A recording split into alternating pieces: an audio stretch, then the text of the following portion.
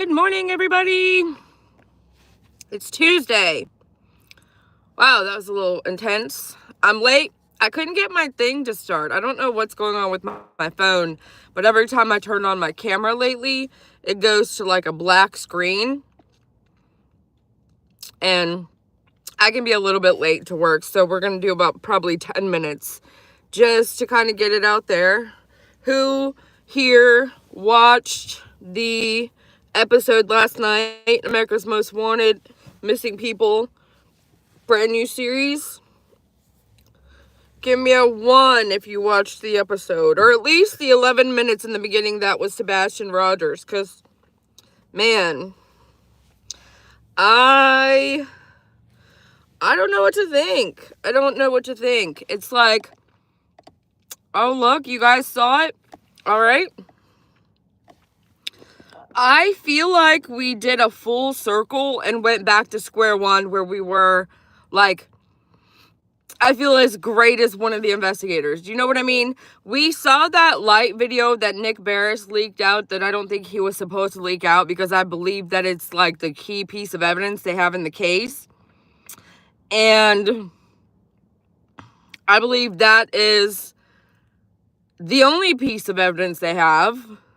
And the fact that Derek Lasseter, who I love him, by the way, not like that, but I do love him. He's married and I'm taken, so not like that, but he's super cute. I love him. He straight up broke it down. Susan Nunya, I did. She lied. He lied. Of course, they stay lying. And then, I'm sorry, I don't think that Seth lies when it comes to him not being around when his son went missing. I don't believe he's the one that is responsible for this. But it's just like, some of the stuff that he says, I just can't help but to giggle. I feel so bad for giggling, but he's like describing his son to like a gazelle galloping through the woods, or a deer. And I'm just like, wow, it's very imaginative. I actually giggled out loud, and that's terrible of me. I'm sorry. I just can't. I don't know. There's something so strange about this case, because the way that they presented it, it's like there's the $50,000 reward. Remember that? And so we saw a lot of the green team get pissed off because the whole amount for the reward wasn't mentioned, which, hello, this is a show funded by the FBI, I believe. They have close connections and close contact with the FBI. I think Seth is honest. He's unique, that's for sure. When it comes to talking about, you know, his missing son and his involvement on the day of, I agree. Proudfoot lied as usual. Yeah, they did. Yeah, they did. And they did. They gave them a lot more time. I don't know who got this all rolling. Oh, look at that. I got a little makeup brush. But it was a good debut. I believe the episode did a really good job at showcasing the missing person. I believe it did a great job in detailing the key piece of evidence that we've already kind of just shoved under the rug, because it's like, it's crazy that we saw this piece of evidence, and I don't know if like Nick Barris got in trouble for giving us this piece of evidence,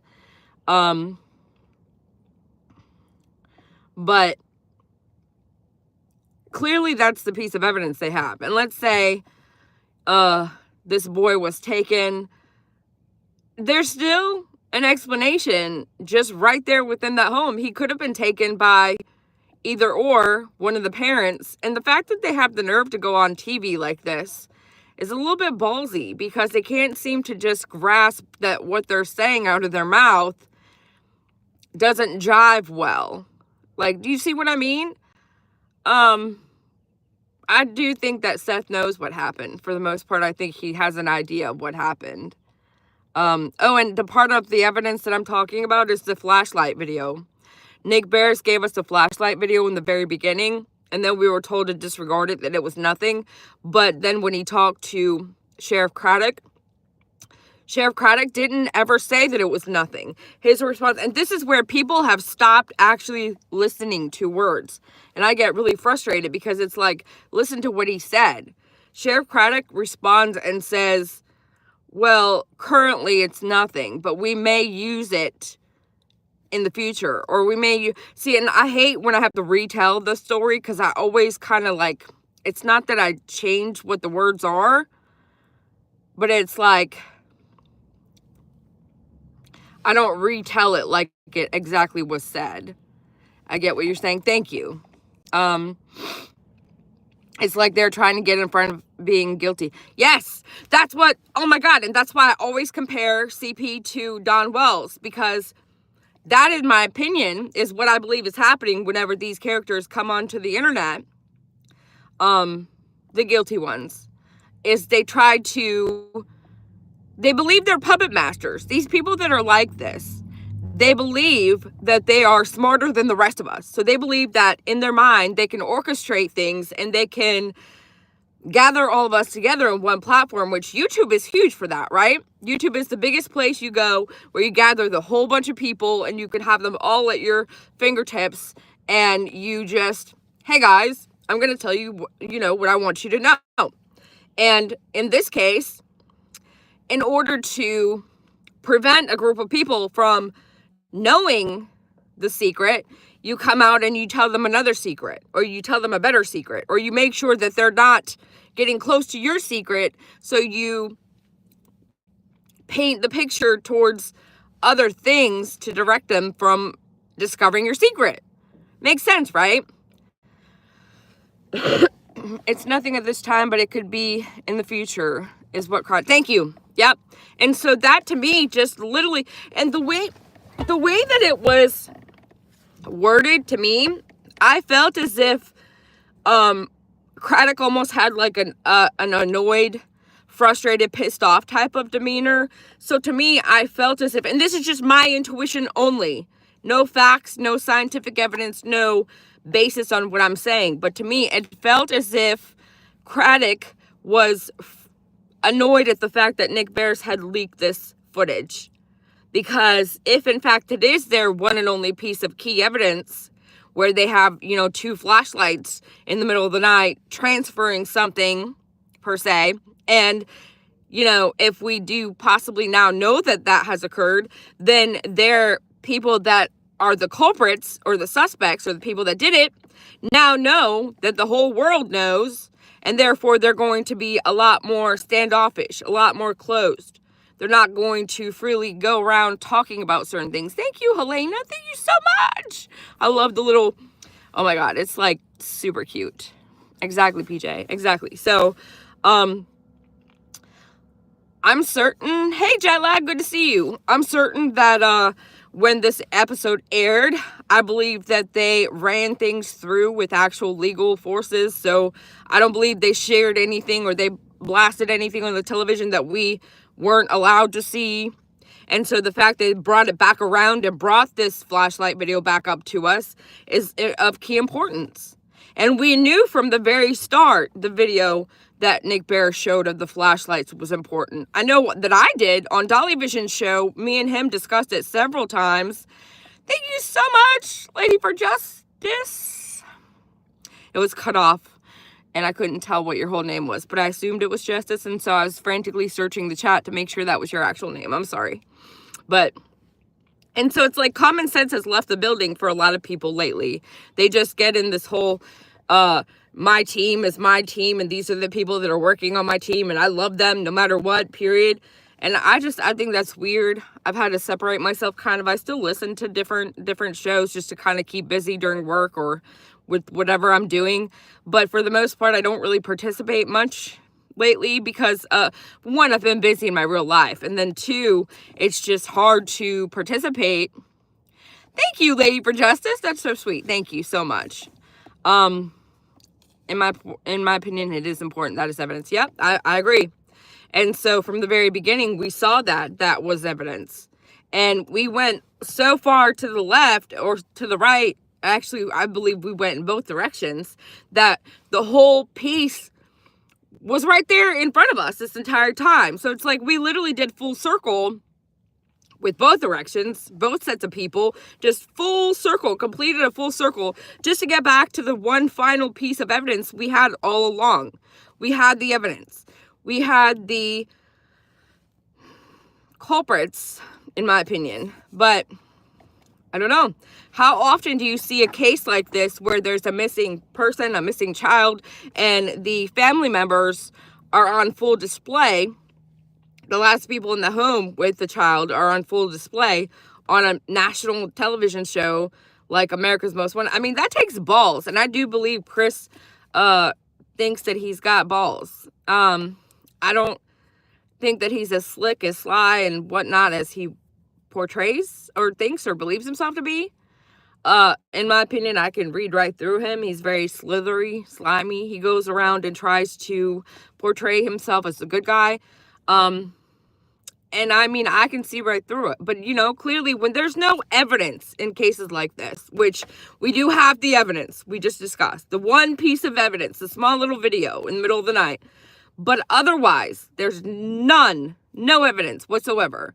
So we can't just keep harping on the fact that, you know, you have to have done it, because then it becomes harassment, basically. So, like, when we get to this part of a case, I have to believe for myself personally that the stuff that's done in the dark always comes to the light.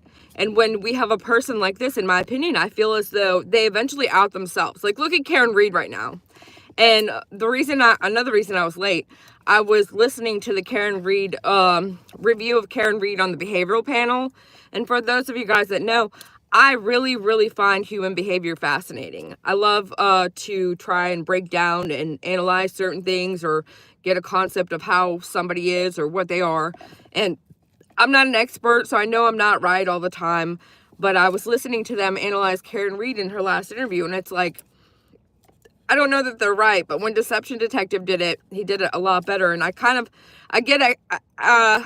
not upset. I get annoyed with Deception Detective because he only covers stuff that is the most popular.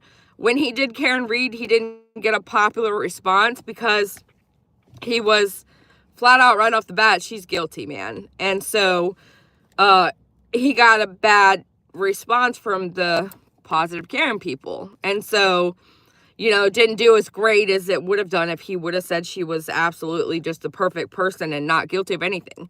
But since it's not the popular opinion, he didn't really get the traction. And I mean, I get it. It's his platform. He makes money off the platform. Every one of us here make money off the platform. Some more than others. I didn't do so great this month, but it's okay. You know what I mean? But he doesn't do cases that I really feel that could benefit, like Michael Monkey Vaughn. He did one series. And then again, Karen Reed. I would like to see him dissect the interviews as she does them, because it's just so telling to me. The words that are coming out of your mouth, ma'am, don't align with your actions. And when the two don't align, I'm sorry, but there's got to be deception there somewhere. And, you know, you can tell me you love me all day, but you can kick my shin while you're doing it, and it doesn't align. Do you see what I mean? Same thing with Sebastian case. Like, these people, now that they're up in the limelight on center stage, it's like, now we should just completely just sweep under the rug that, you know, you're the last person that was there with the child. And I still can't let go of the fact that I still believe CP might have possibly been home that night, whether it's, you know, the afternoon of that day or the night, because of several different things. But for me, language and the things that he said out of his own mouth. Thank you, Rondar. You watch me every time I go live. Thank you so much. I appreciate that. But some of the stuff that came out of CP's mouth,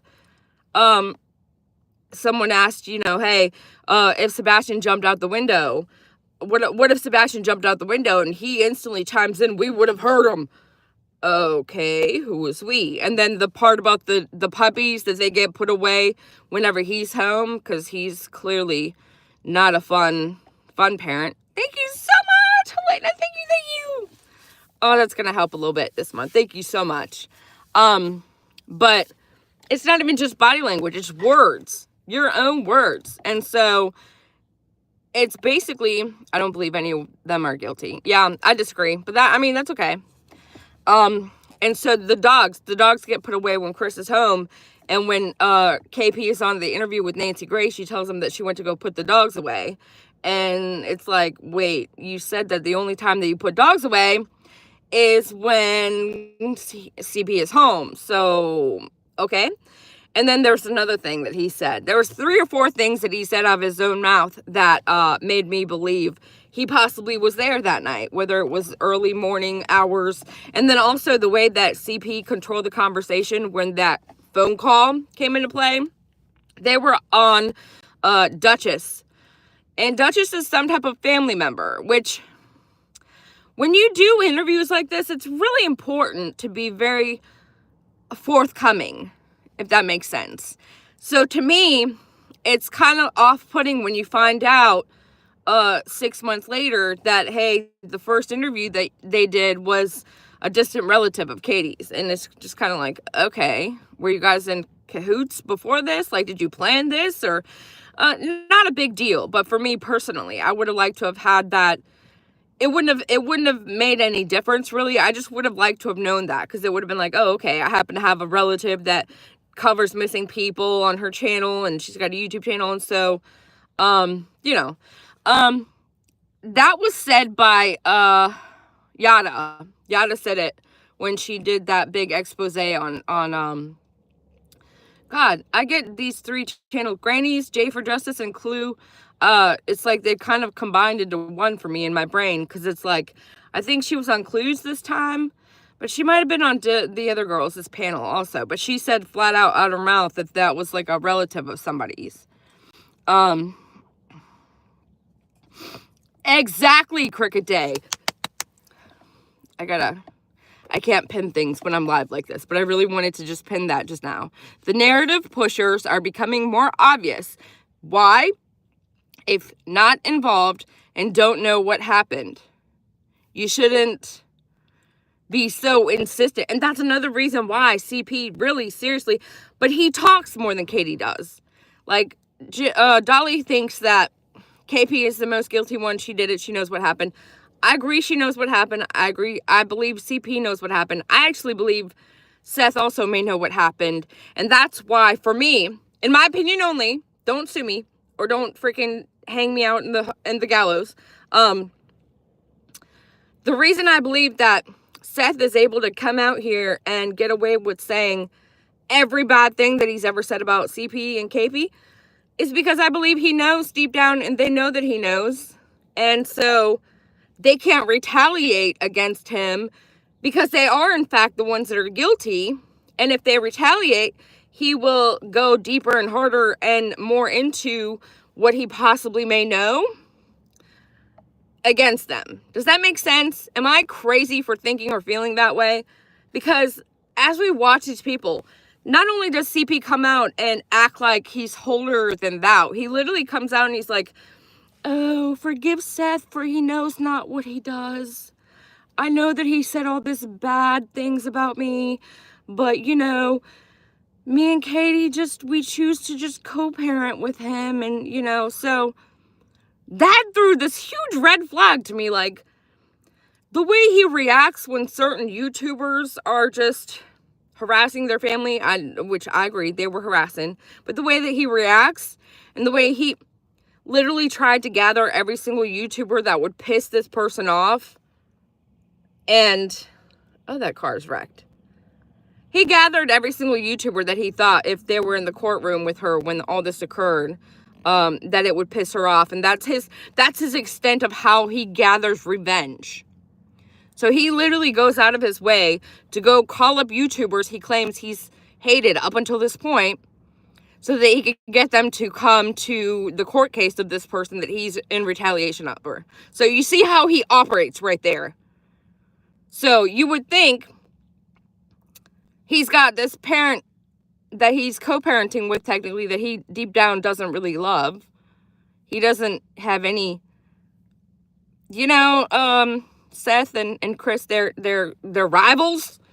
He stole Seth's girl. So, like, they're not besties there. They're not, you know what I mean?